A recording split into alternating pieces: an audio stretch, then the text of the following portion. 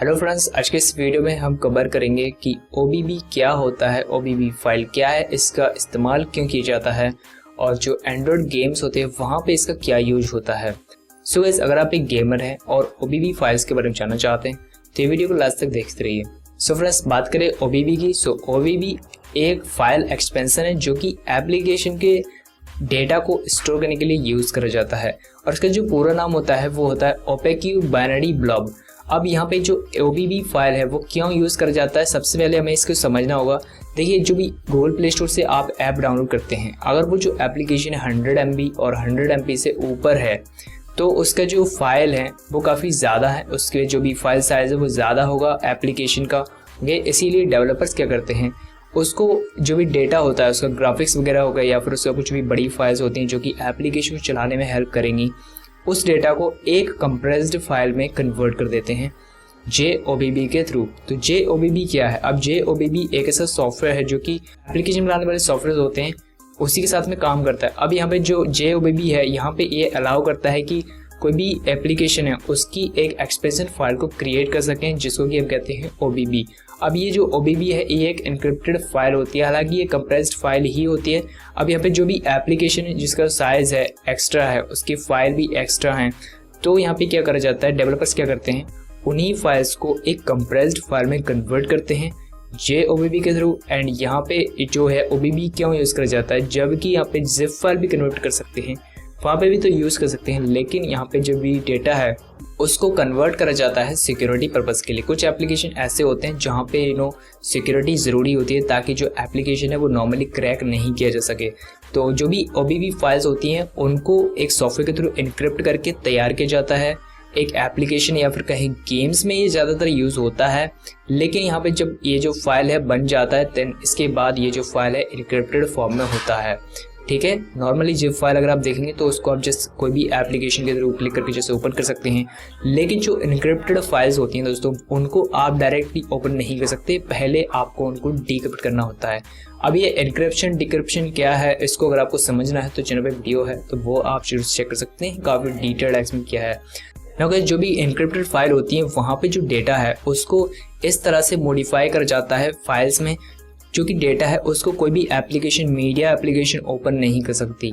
अब यहाँ पे अगर इस डेटा को आपको पढ़ना है तो इसके लिए आपको उसी डेटा या फिर कहें उस फाइल को डिक्रिप्ट करना होता है। अब ये जो एनक्रिप्टेड और डिक्रिप्टेड फाइल होती है इनमें इतना अंतर होता है कि यहाँ पे जो भी डिक्रिप्टेड फाइल होती है उनको जस्ट आप डायरेक्टली क्लिक करके किसी भी एप्लीकेशन के थ्रू ओपन कर सकते हैं, कोई भी मीडिया एप्लीकेशन जो भी इसको सपोर्ट करे उसके थ्रू ओपन हो जाएगा। लेकिन जो एनक्रिप्टेड फाइल होती हैं उन फाइल्स को आप डायरेक्टली ओपन नहीं कर सकते। इनके लिए क्या होता है, आपको पहले उस फाइल को डिक्रिप्ट करना होता है। डिक्रिप्ट करने के बाद कोई भी एप्लीकेशन है उस फॉर्मेट को सपोर्ट करती है तो आप उसके थ्रू ओपन कर सकते हैं। जैसे कि MP4 फाइल है, अगर हम उसको एनक्रिप्ट कर देंगे तो वो ओपन नहीं होगी और इसको हम डिक्रिप्ट करेंगे तभी आप किसी मीडिया एप्लीकेशन के थ्रू, मीडिया प्लेयर के थ्रू आप उसको ओपन कर सकते हैं। इसी तरह से जो गेम की जो OBB फाइल्स होती है वो भी डिक्रिप्टेड होती है, लेकिन इसके लिए कुछ एप्लीकेशन की हेल्प से आप इस फाइल को ओपन कर सकते हैं। लेकिन ज़्यादातर केसेस में जो OBB है उसका जो इनक्रिप्शन का कोड है, उसको डिक्रिप्ट करने का जो भी कोड होता है वो उसकी ओरिजिनल APK फाइल होती है उसके अंदर होता है। सो जब भी आपने देखा होगा, जब भी आपने कोई भी गेम डाउनलोड करा प्ले स्टोर से तो ऑटोमेटिकली वो OBB फाइल है वो OBB के फोल्डर में चला जाता है। एंड इसके बाद जो भी APK फाइल होता है उसका वो उसको डिटेक्ट कर लेता है। उसके बाद ये जो दोनों हैं वो कनेक्ट हो जाते हैं। कनेक्ट हो जाने के बाद ये जो दोनों एप्लीकेशन है और OBB फाइल है वो दोनों रन हो पाते हैं। और एक और चीज़ आपने यहाँ पे नोटिस करी हो, जब आप गेम प्ले करते हैं तो आपने जो है अगर कोई भी गेम को मैन्युअली डाउनलोड करा है और उसकी OBB फाइल भी डाउनलोड करी है तो आपको उसको OBB वाले फोल्डर में ही रखना होता है। वो इसीलिए ताकि जो एंड्रॉयड का सिस्टम है वो उसको समझ पाए एंड एप्लीकेशन को बता पाए कि ये जो OBB फाइल है ये यहाँ पे है। OBB फाइल यहाँ पे जब जैसे ही आप उसको पेस्ट कर देते हैं देन उसके बाद जो एप्लीकेशन है वो उसको डिटेक्ट कर लेता है। डिटेक्ट करने के बाद उसको कनेक्ट करता है। कनेक्ट करते ही जैसे आप एप्लीकेशन को ओपन करते हैं तो उसके बाद जो भी डेटा है वो यहाँ पे रन होना स्टार्ट हो जाता है। सो गाइस, ये तो हुआ कि गेम में जो फाइल है OBB फाइल वो कैसे रन होती है। अब यहाँ पे जो OBB फाइल है वो गेम्स में क्यों डाली जाती है। पहला तो रीज़न ये है कि गेम का जो भी साइज़ होता है वो ज़्यादा होता है और उसकी जो APK फाइल है उसमें सिर्फ कुछ परमिशंस और कुछ इंस्ट्रक्शंस होते हैं जिनकी हेल्प से आप अपने गेम को चला पाते हैं। लेकिन जो गेम का एक्चुअल डेटा होता है वो या तो OBB फाइल के अंदर होता है या फिर वो एक डेटा फाइल के अंदर होता है। सो डेटा एक OBB फाइल का ही डिक्रिप्टेड वर्जन है, मतलब डिक्रिप्टेड फॉर्म में जो डेटा है वो डेटा फोल्डर में रहता है, और जो उसका कंप्रेस्ड और इनक्रिप्टेड फॉर्म में डेटा होता है गेम का, वो होता है OBB फाइल में। तो अब OBB फाइल में डेटा में क्या क्या होता है देखिए। जो गेम होता है उसके सबसे पहले तो जो भी ग्राफिक्स वाले फाइल होते हैं जो कि काफ़ी लार्ज होते हैं, ग्राफिक्स का जो पार्ट होता है जिस भी गेम में ग्राफिक्स हाई होती है उसका जो गेम का साइज़ है वो ज़्यादा होता है। गेम्स में काफ़ी ज़्यादा ग्राफिक्स यूज़ होती है, MP4 फाइल्स होती हैं, एनिमेशन ट्रांजिशन फाइल होती हैं, ये काफ़ी लार्ज फाइल्स होती हैं और गेम को जो ग्राफिक्स है उसको और भी इम्प्रूव करने में हेल्प करती है। तो गेम की ग्राफिक्स वाली फाइल भी होती है। इसके बाद इंजन फाइल्स होती हैं जो कि गेम इंजन सॉफ्टवेयर के द्वारा बनाई जाती हैं और बहुत सारी चीज़ें होती हैं इसमें। एंड इसके बाद जो साउंड्स होते हैं, इसके बाद स्पेशल इफेक्ट्स होते हैं जो भी गेम में यूज़ करे जाएँ, ये डिपेंड करता है अलग अलग गेम में।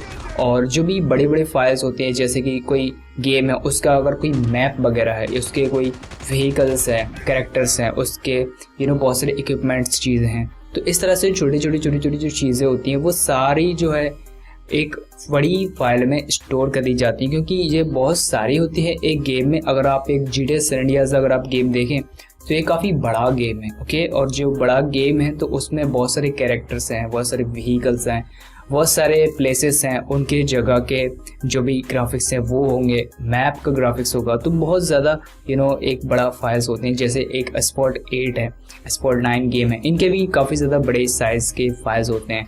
और जो भी ऑनलाइन गेम्स होते हैं उनमें भी बड़े साइज़ के फाइल्स होते हैं, जैसे कि कॉल ऑफ ड्यूटी हो गया, फ्री फायर हो गया और PUBG वगैरह हो गया, तो इनके ही कुछ बड़े फाइल्स होते हैं। और अलग अलग गेम का जो फाइल है अलग अलग जगह पे होते हैं, जैसे कि कुछ गेम्स में जो है डेटा में होता है और कुछ गेम्स में जो है OBB फाइल में स्टोर होता है गेम का स्टोरेज, जितनी फाइल्स होती हैं, ओके। तो जैसे कि Asphalt 8 है, कुछ ऑनलाइन गेम्स होती है उनका जो फाइल है, सिस्टम है, वो एक डेटा फोल्डर में ही होता है, और कुछ गेम्स होते हैं ऐसे उनका जो फाइल सिस्टम वो OBB में होता है।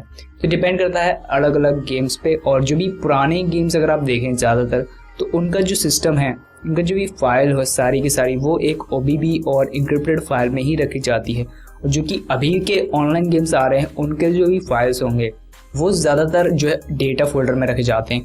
और ये जो चीज़ है आई थिंक गेम को और भी ज़्यादा फास्ट बनाता है, क्योंकि देखो जो भी OBB फाइल्स होती हैं वो एक इनक्रिप्टेड फाइल है, और एक इनक्रिप्टेड फाइल को रन होने के लिए पहले डिक्रिप्ट होना पड़ता है।